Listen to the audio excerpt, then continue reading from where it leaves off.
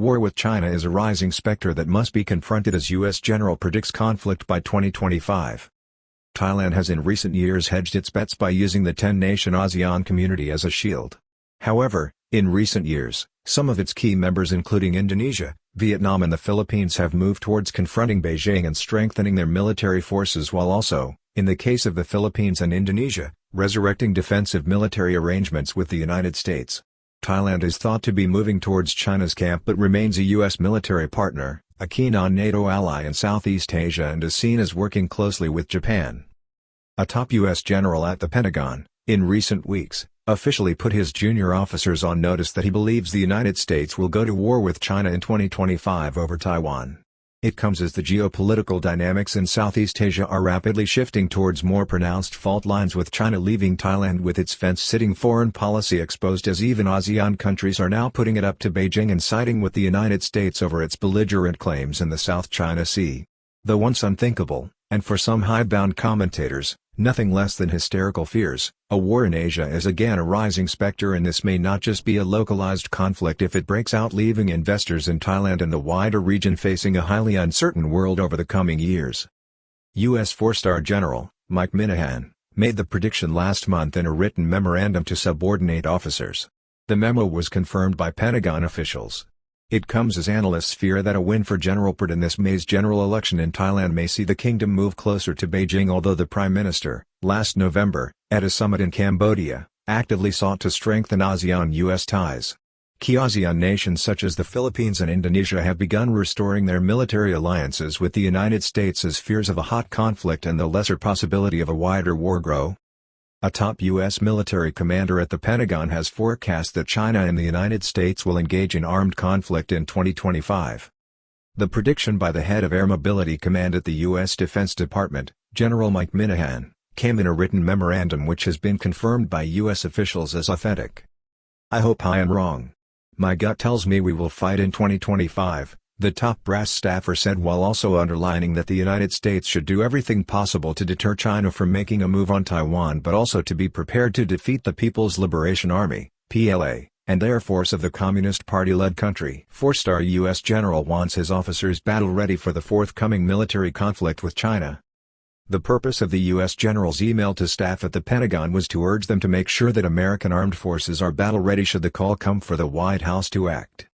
General Minahan foresees the general election in Taiwan in early 2024 as a key trigger point which could offer an already belligerent President Xi Jinping a pretext to ratchet up tensions and throw down the gauntlet to Taiwan, an independent state in the South China Sea formerly known as Formosa which was annexed by the Qing dynasty in 1683 and ceded to the Japanese Empire in 1895. It was occupied by Chinese nationalist forces in 1945 and the defeated nationalist government under Chiang Kai-shek moved there in 1948 before establishing Taipei as the capital of the Republic of China in 1949 after the Communist Party takeover in Beijing and mainland China. The country lost its UN recognition in 1971 in favor of Beijing and in 1992, passed the Cross-Strait Act which attempted to legally codify its relationship with mainland China by recognizing a relationship with the People's Republic of China for the benefit of its people and those living in Hong Kong and Macau. Taiwan since 1987 is a fully functioning democracy in Asia with an advanced and wealthy economy. Despite years of military government up to the 1980s, from 1987 and the lifting of decades of martial law, Taiwan emerged as a fully fledged democratic country where citizens are growing increasingly assertive concerning the country's separate identity from mainland China. The country has a population of just less than 24 million but with a GDP in 2022 of $1.621 trillion and an income per capita of $69,500, it is a wealthy country with a reputation for business innovation, particularly in the technology sector. It is acknowledged as a key player in semiconductor and chip manufacturing which is now at the heart of an increasingly bitter trade war between the United States and China. The country's newfound focus on its own identity has been reinforced by the behavior of the People's Republic of China towards Hong Kong and the communist country's failure to live up to and adhere to the 1984 Sino-British Joint Declaration, a treaty it signed with the United Kingdom promising a separate system of democratic governance after the former colony returned to Chinese rule in 1997. General Minahan hopes he's wrong but is confident that China and the United States will be engaged in a military conflict by 2025 because of Xi Jinping. In Washington, D.C. last month, General Minahan was confident that hostilities will break out between the United States and China in 2025. Xi's team, reason, and opportunity are all aligned for 2025, the U.S. military leader said, referring to the new leadership of the Communist Party installed by President Xi Jinping after he cemented his near-total grip on power at the recent Communist Party Congress, where Xi promised delegates that unity with Taiwan would happen without a doubt and approved a theme for the years ahead which emphasizes putting the country on a war footing, something eerily akin the National Socialist government under Adolf Hitler in the years after 1936 leading up to World War II, when Germany prioritized its war economy over exports and world trade while speaking of territorial gains. Bad news from Beijing. With Xi's rise, the prospect of war and a divided world have greatly grown.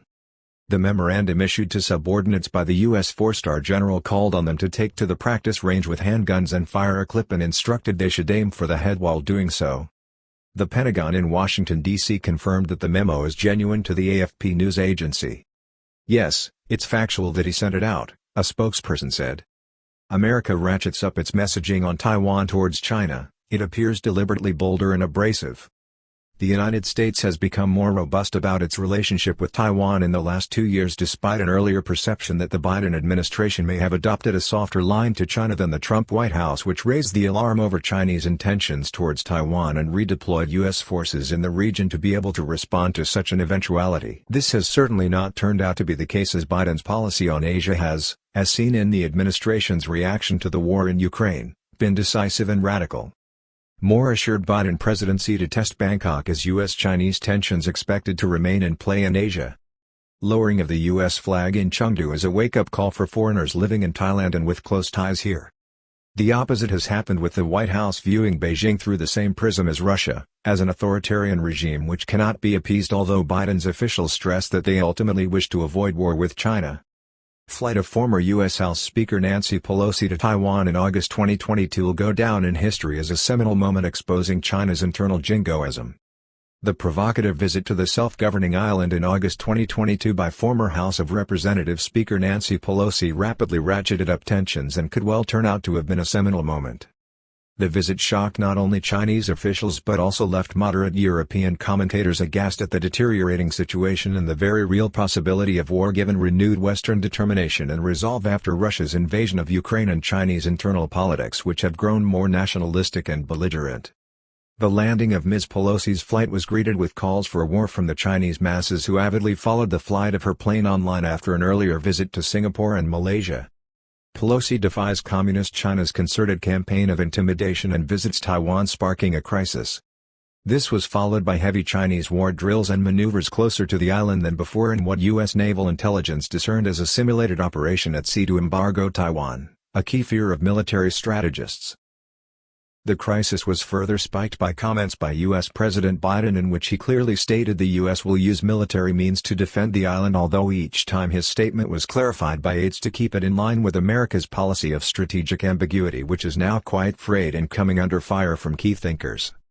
Danger posed by the ongoing war in Ukraine with Russia's economy intact and a planned new offensive. At the same time, U.S. national security sources are openly briefing that the U.S. response to the war in Ukraine and Russia's ultimate plight is what might happen to China if it attacks Taiwan. In this respect, the failure of U.S. sanctions to completely collapse the Russian economy and Putin's ongoing resolve in Ukraine, with the new offensive in the pipeline, ratchets up the stakes when it comes to his policy and is increasing the chances of a war in Asia. Nevertheless, this is what the Chinese leadership has promised to do while engaging in more belligerent and provocative rhetoric. FTI boss warns Thailand faces a more dangerous geopolitical world with potential Asian flashpoints. The precarious nature of global geopolitics has been highlighted to the Thai government at home by industry leaders such as Krangkrai Thinakul, the chairman of the Federation of Thai Industries, FTI, as a key threat to Thailand's economic prospects in 2023. U.S. worried Thailand has drifted close to Beijing. It is reported that the United States is increasingly concerned about the role of Thailand should a crisis or even hostilities break out between China and the United States. U.S. Defense Chief asserts Thailand's position as a key military ally in a tense Indo-Pacific region. Even though the kingdom is an American ally cemented by a treaty, as the U.S. Secretary of Defense Lloyd Austin reminded his audience on a visit to Bangkok in June 2022, it has, in recent years, been seen as close to Beijing. The fear is that the current government led by General Prayut Chan-o-cha, who led the 2014 coup, has developed closer ties to China, including enhanced military cooperation and the purchase of defense technology from the communist state, while its cooperation with the United States has declined or is a paltry reflection of what it once was despite the rhetoric. Decision on Thai Navy's $400 million submarine. A key indicator of how things may develop is a decision which is due soon on a controversial $400 million submarine from China, which ran into difficulties after a German engine manufacturer of renowned MTU 12 volts 396 SE-84 engines refused to supply the contract-specified diesel engines, with a delegation from the Royal Thai Navy currently in the Chinese city of Wuhan until early March to supervise tests of a Chinese-made replacement which has been fitted to a Chinese submarine. Former U.S. Department of Defense official and a senior analyst with the RAND Corporation, Lyle Morris, thinks Thailand has begun to enter China's camp, but, at the same time, he feels the kingdom may still be wavering. "The recipe is there, all of the ingredients are there," explained Mr. Morris. "They've already invested in a lot of the defense industrial base, with the subs and more arms being sold from China to Thailand. That's how it starts. It's building the relationships of the defense industrial base and having systems that are more amenable to China than to the US. I don't think Thailand is lost yet, but they definitely need some love," he concludes. As regards the submarine contract, sources in Bangkok have attributed the reluctance of the Royal Thai Navy to jettison the submarine contract to a cultural Thai issue called Krang Jai, where Thais do not like causing other parties, particularly honored parties such as China's leadership, to lose face. Thailand's close ties with Japan. In 2022, it signed a defense technology pact with the other U.S. ally. Thailand has also been seen as close to Japan, which is emerging as a key player in the American-led alliance to counter China in the Indo-Pacific, in what Washington and the Biden administration views as not just a military alliance but the most effective deterrent to Chinese aggression. Thailand and Japan announced defense pact on a visit by Japanese PM to Bangkok ahead of U.S. summit. The kingdom, in May 2022, signed a defense technology pact with Japan during a visit by Japanese Prime Minister Fumio Kishida to Bangkok. Concerning the upcoming general election in Thailand, it is clear that a Phú-Thai government as opposed to the current coalition government would be more committed to democracy and democratic principles. Given China's declining economic performance since the pandemic and its rollback of human rights under President Xi Jinping, as well as rising tensions and fault lines that no longer can be ignored, then a new government in Thailand committed to democratic principles may shift the balance away from China, although Thailand will always play its traditional foreign policy card, which is sitting on the fence. In recent years, this has proved more uncomfortable and led it to promote foreign ties and diplomacy through the 10-member ASEAN community. Return of General Prat to power after the Thai general election in May will be viewed as a move towards closer ties with China by Western analysts. However, Tyrell Habercorn of the University of Wisconsin-Madison, a professor of Southeast Asian Studies, believes that if General Prat Chan-o-cha, the current PM, remains in power, then Thailand may well lean further towards China. If the Prat government remains in power, greater authoritarianism and a further lean towards China are very likely, reveals Mr. Habercorn. Already, under the current semi-democratic, semi-authoritarian regime, there have been sustained attacks on human rights and freedoms. Nevertheless, Thailand remains a major non-NATO ally in Southeast Asia, a designation it received in 2003. Its armed forces retain strong links with the U.S. military. PM supports stronger ASEAN-U.S. partnership to tackle emerging crises in the region and globally. It is also significant that General Prat went out of his way to express the need for stronger U.S.-ASEAN ties at the U.S.-ASEAN summit in Cambodia last November, when he met the U.S. president for the second time in 2022. ASEAN community in Southeast Asia pressurized by rising U.S.-Chinese tensions with disputes between member nations and Beijing over the South China Sea. In the meantime, ASEAN itself is feeling the heat from U.S.-Chinese tensions and perplexing Chinese activities in the South China Sea.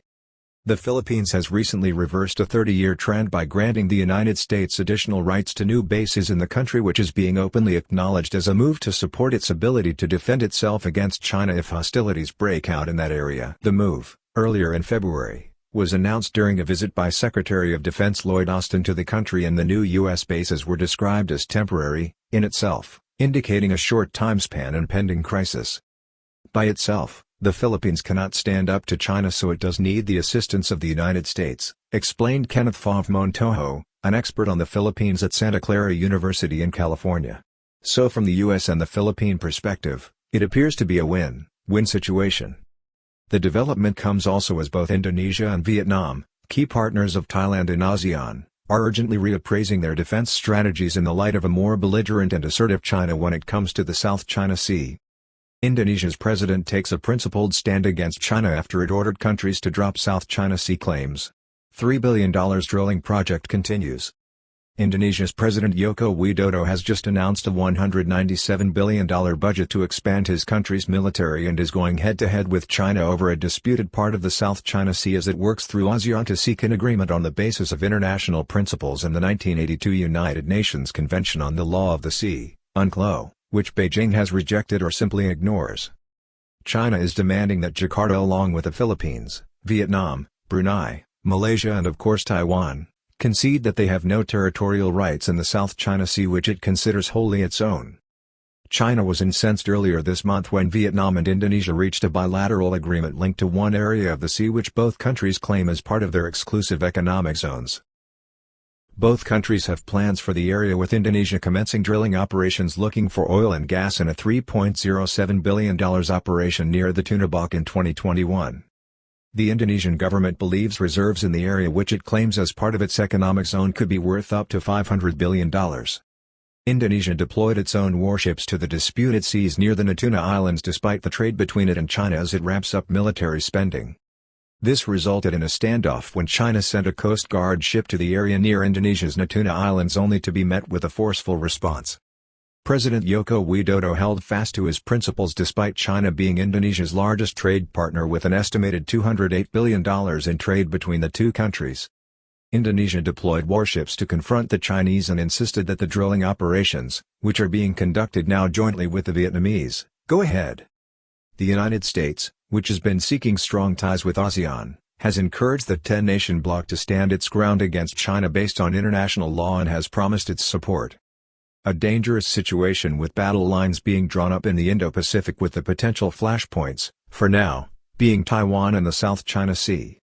With Australia rapidly rearming its defence forces and Japan turning its back on its pacifist constitution having joined the Quad Pact with India, the United States and Australia and the return of UK defence forces through the Royal Navy to the Asia-Pacific theatre via Singapore under the new AUKUS Pact, it is very clear the battle lines are being drawn. UK Foreign Secretary visits Bangkok after AUKUS Security Pact further raises tensions with China. The potential flashpoints are, for now, the South China Sea and Taiwan. The question is whether matters can be diffused through diplomacy, whether a new Cold War between the two opposing blocs will develop or whether we are on the verge of a full-blown war in the region, nothing less than a world war given the deteriorating situation in Europe after the Russian invasion of Ukraine. The parallels between the current situation and the years leading up to World War II are both compelling and disturbing, with Russia and China replacing Germany and Japan as the anti-democratic forces. Preparations for a war linked to a huge propaganda and cultural war that is being waged worldwide across different regions of the world and age groups. The issue for investors in Thailand and Southeast Asia, and most especially expats and frequent visitors to Thailand, is one that must be studied and a calculation made. Many experts, including former U.S. intelligence operatives, are pointing to the next election in the United States as a period when the world's leading power may be vulnerable, coming approximately 6 months after the general election in Taiwan. As we have seen this week with multiple intrusions into U.S. airspace from balloons and unidentified flying objects, this threat is rising and its proponents are becoming bolder. Added to this, the decades-long cyber war that has been waged by a special division of the Chinese police and armed forces near Beijing on Western cyber and communications infrastructure, as well as similar activities from Russia, and we can see the preparation for such an eventuality has been long in the making. War threat about either U.S. world hegemony or living the American dream, depending on which side you are looking from, soon you may have to choose. The war, if it comes, will be about the role of the United States and its dominance over the world economy, which its supporters say has been used benignly and constructively to support a democratic world with a commitment to human rights and better lifestyles worldwide, the American dream which many young people in Thailand, Myanmar, Taiwan and Hong Kong believe in. China and Russia, through extensive propaganda networks, have targeted more middle-aged people in Thailand and across the world with a mixture of anti-American rhetoric, more traditional attitudes with nationalistic fervor and conspiracy theories to win those countries' friends. They have also exacerbated divisions among the populations and population subsets in democratic countries where a culture war between the right and the left was already raging in its own right and will continue to do so.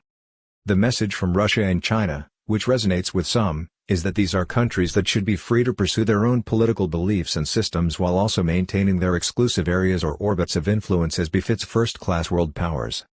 For Russia, this means Ukraine, Belarus, Moldavia and other states on its borders, while for China, it means Hong Kong, Taiwan and Southeast Asia, which includes Cambodia and Thailand.